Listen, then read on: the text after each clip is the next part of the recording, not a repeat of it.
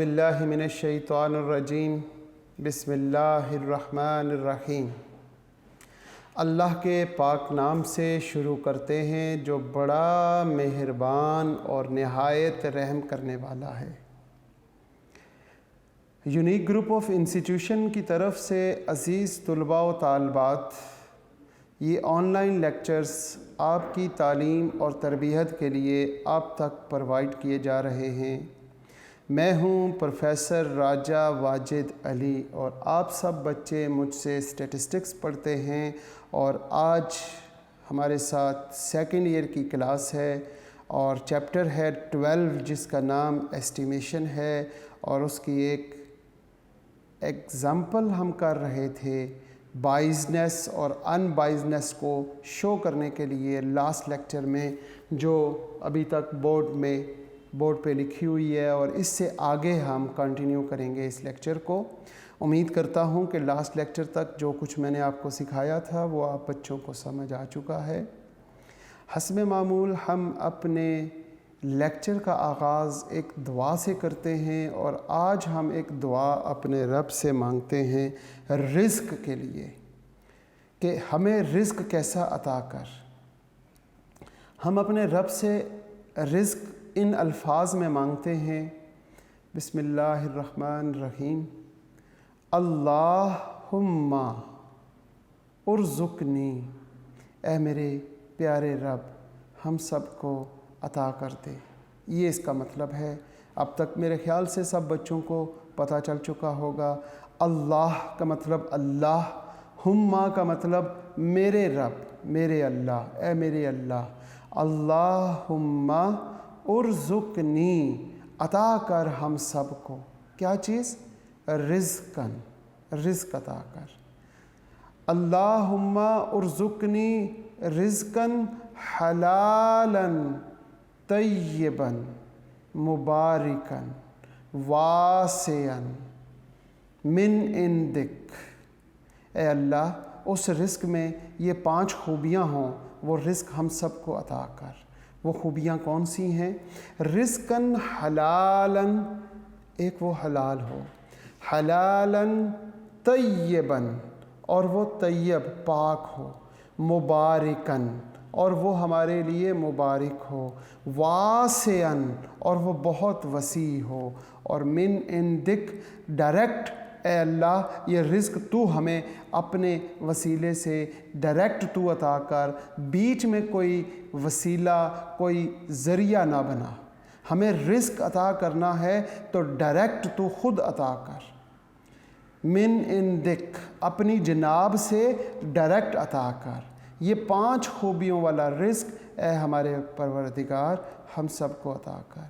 तो मेरे बच्चों, जब भी दुआ मांगे तो उन दुआओं में ये दुआ ज़रूर अपने रब से मांगे, अल्लाहुम्मा उर्ज़ुक़नी रिज़्क़न हलालन तय्यबन मुबारिकन वासियन मिन इंदिक, आमीन। हम अपने लेक्चर का आगाज़ जो लास्ट एग्ज़ाम्पल कर रहे थे वहीं से स्टार्ट करते हैं।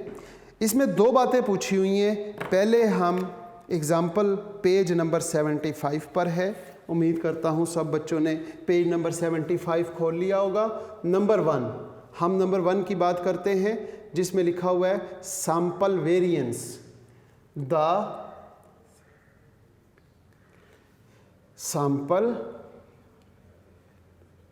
Variance S square is equal to summation X minus X bar का square over N is a biased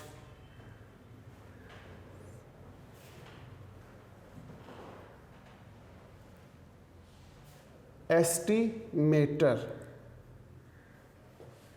of the population variance sigma square. हम पहले फर्स्ट पार्ट की बात कर रहे हैं, जिसमें उसने कहा था कि शो डैट, साबित करें, द सैंपल वेरिएंस, जिसका ये फार्मूला है, यानी कि ये वाला कॉलम जिसका ये फार्मूला है, इस कॉलम को हमने ये साबित करना है is a biased estimator. Biased तब होगा जब ये इक्वल नहीं होगा। अभी चेक कर लेते हैं। सबसे पहले हमने मालूम करना है सैम्पलिंग डिस्ट्रीब्यूशन ऑफ सैंपल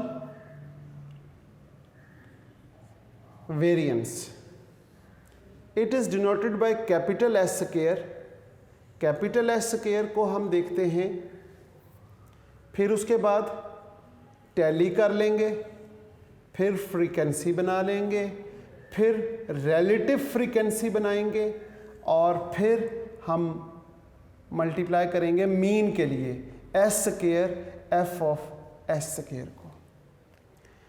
हमारे पास पॉसिबल वैल्यूज़ देखेंगे। Capital S square 0, 1, 4, 9 and 16। हम बात करते हैं 0, 1, 4, 9 और 16 की।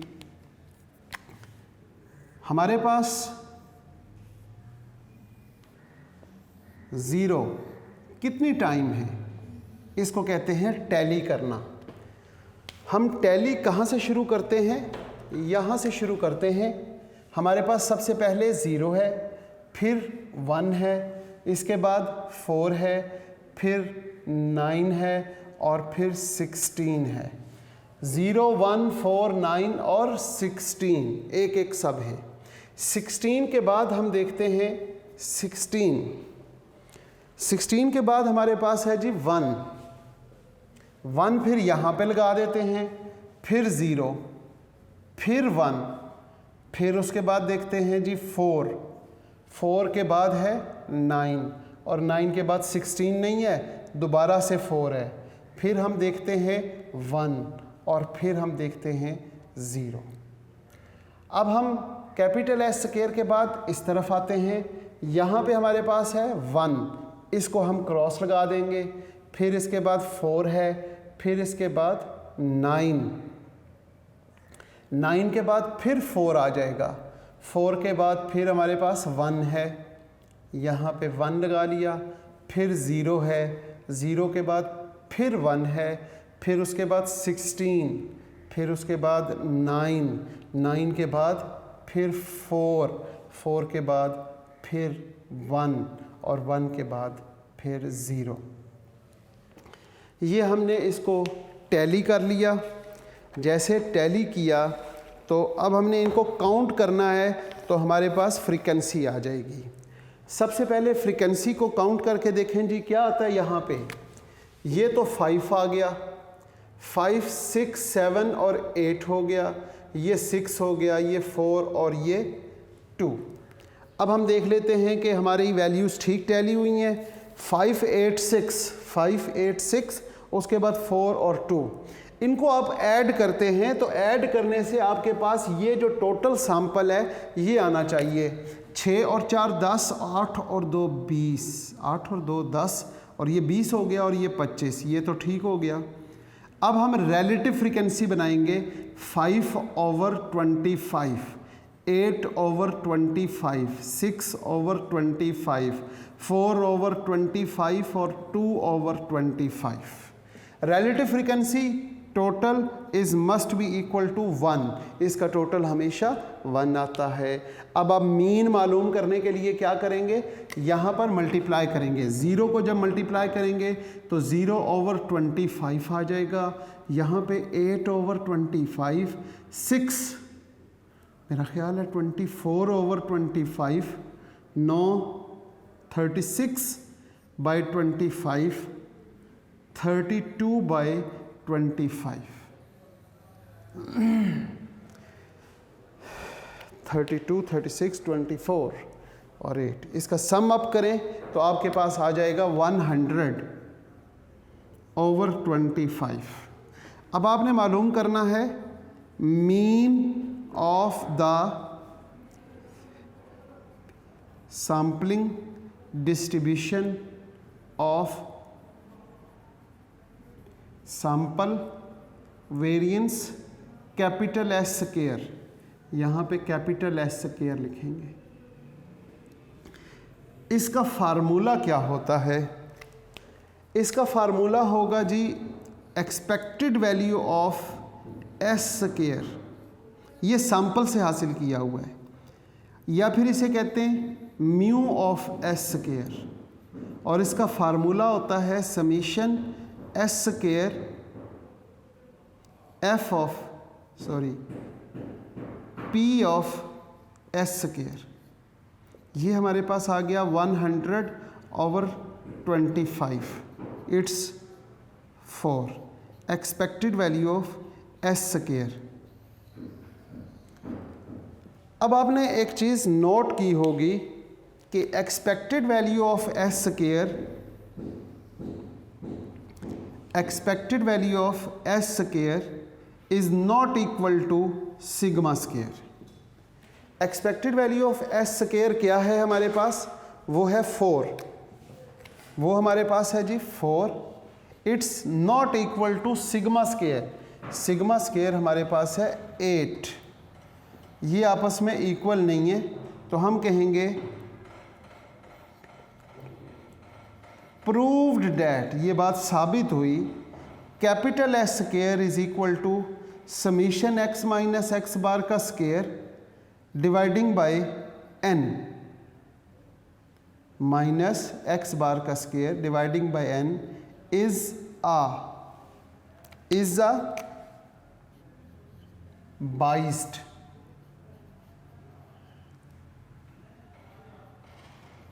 बाइस्ड एस्टिमेटर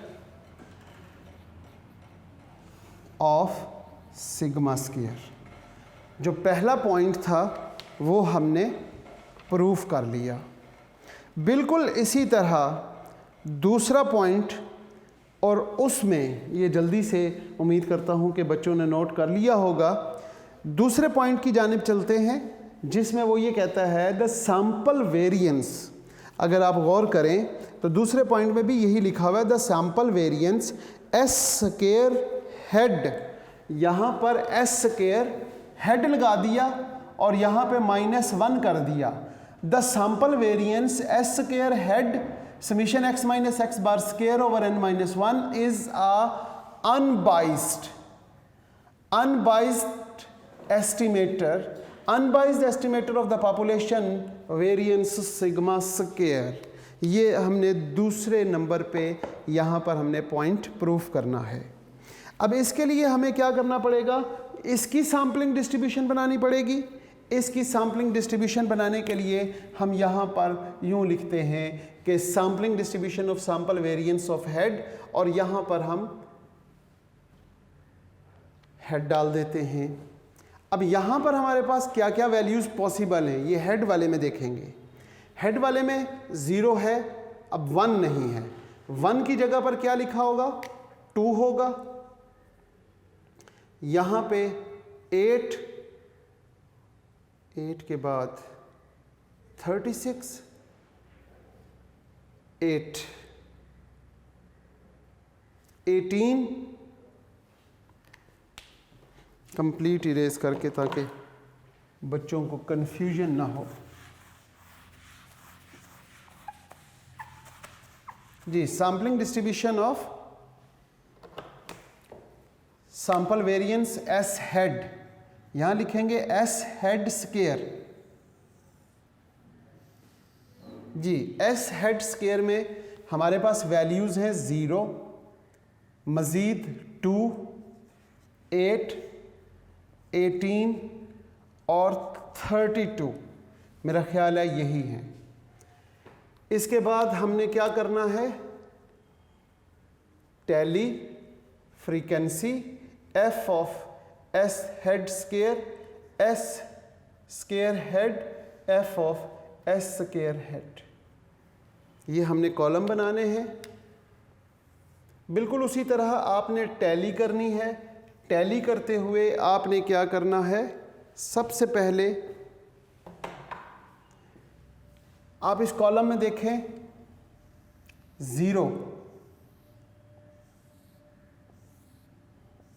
जी, हमारे पास है 0, 1, फिर है 2, फिर है 8, फिर है 18, फिर है 32, उसके बाद फिर वापस चलते हैं 2, फिर 0, 0 के बाद फिर 2, फिर 8, 8 के बाद 18, 18 के बाद फिर 8, फिर वापस आ गए हम 2 की जानिब और फिर 0, यहाँ तक कंप्लीट हो गया।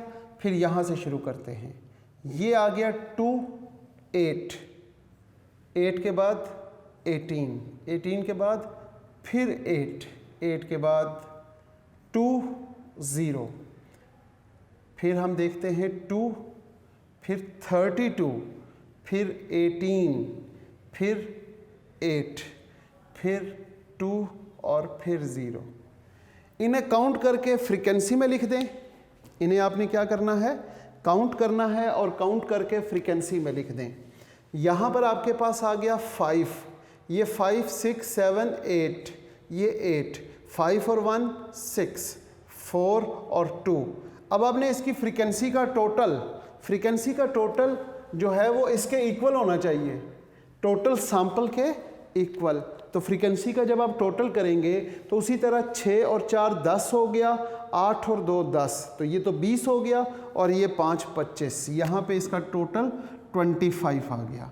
रिलेटिव फ्रीक्वेंसी या फ्रीक्वेंसी डिस्ट्रीब्यूशन बनाने के लिए फ्रीक्वेंसी की हर वैल्यू को उसके टोटल पे डिवाइड करते हैं। 5/25, 8/25, 6/25 और 4/25 और 2/25।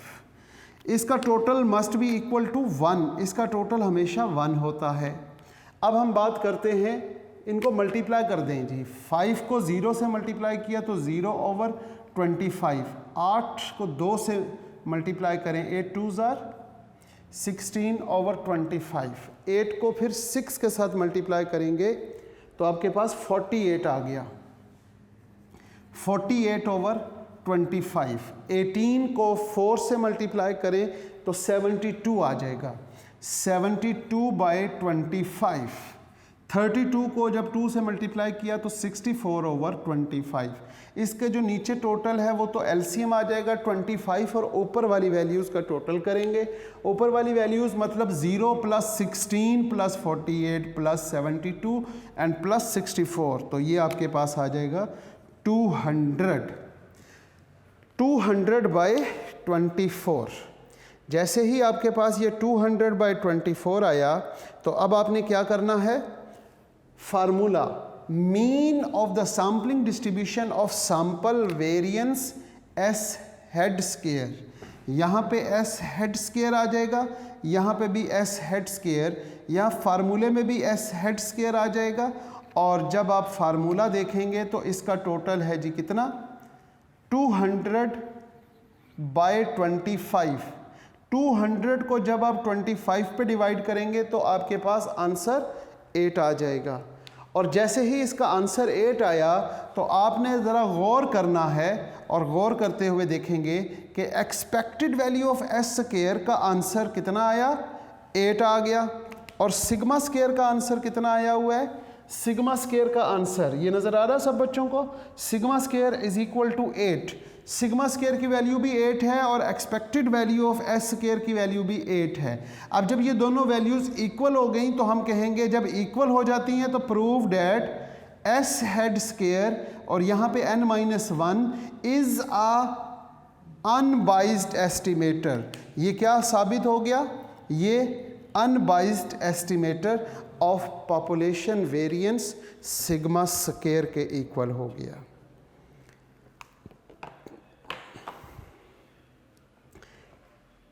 ये था हमारा क्वेश्चन, एक एग्ज़ाम्पल। इस एग्ज़ाम्पल के साथ ही हम आपको कुछ काम देना चाहेंगे। काम में ये है कि जो स्मार्ट सिलेबस है, स्मार्ट सिलेबस में क्वेश्चन नंबर 4 का बी पार्ट करना है और क्वेश्चन नंबर 5 का ए और बी दोनों कंप्लीट करने हैं।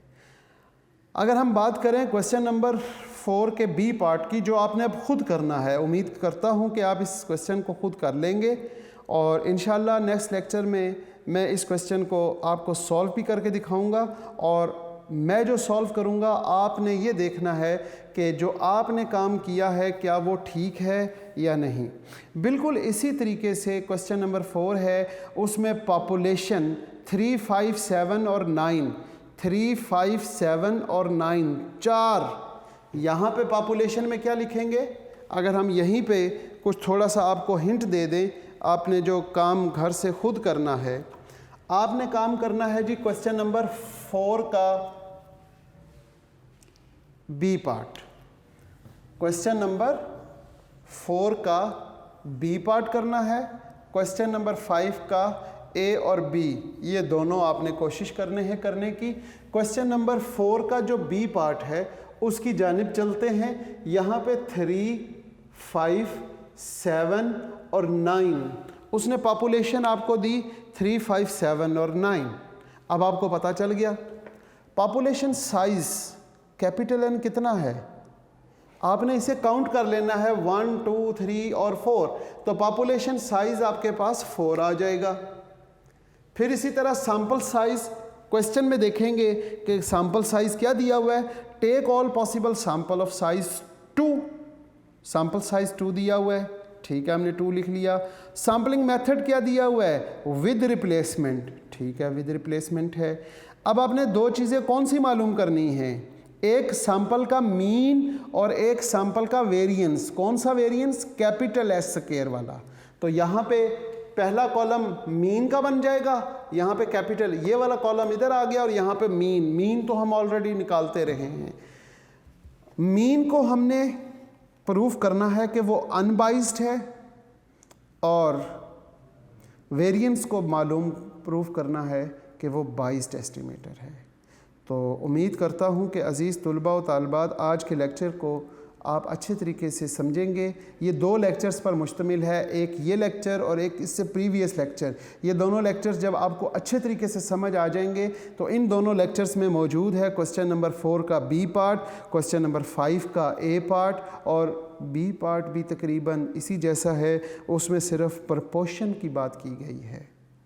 तो इस दुआ के साथ अज़ीज़ तुलबा व तालिबात हम इस लेक्चर का इख्तिताम करते हैं कि आप जहाँ रहें खुश रहें, सलामत रहें, ईमान वाली और सेहत वाली ज़िंदगी अल्लाह पाक आपको अता करे।